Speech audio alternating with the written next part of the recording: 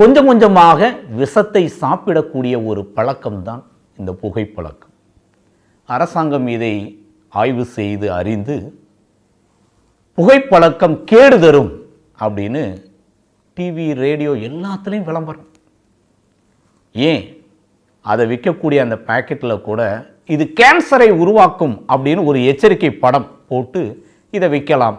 அப்பயாவது யாராவது திருந்துவாங்களா?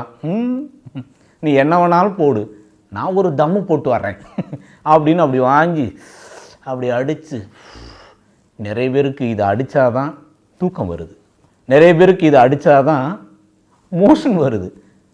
டாய்லெட் போகணும்னா மோஷன் போகிறதுக்கு தம்மு வேணும், தம் அடிக்கலைன்னா அவங்களுக்கு மோஷன் வராது. நிறைய பேருக்கு சாப்பிட்டது டைஜஷன் ஆகணும்னா சாப்பிட்டு முடித்தோன்னா ஒரு தம் அடிக்கணும். ஒரு சிலர் இருக்காங்க, ஒரு கையில் தம்மு, ஒரு கையில் டீ வாங்கி வச்சுக்கிறது, டீயோ காஃபியோ. இதில் ஒரு தம்மு அப்படி உறிஞ்சிட்டு இதில் டீயை உறிஞ்சு இதை ரசித்து சாப்பிடக்கூடிய ஒரு பழக்கம்.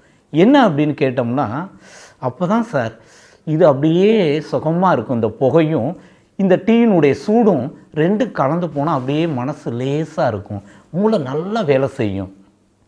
நிறைய பேர் பிஸ்னஸில் இருக்கிறவங்க டென்ஷன் ஆன உடனே ஒரு தம் அடித்தாக்க அப்படியே மைண்டு ஃப்ரீ ஆகும் அப்படின்னு அடிக்கிறது. உண்மையிலே கேட்குறேன், தம் அடிக்கிற ஒவ்வொருத்தரும் நீங்கள் அடிக்கிற இதில் என்ன இருக்குன்னு தெரியுமா?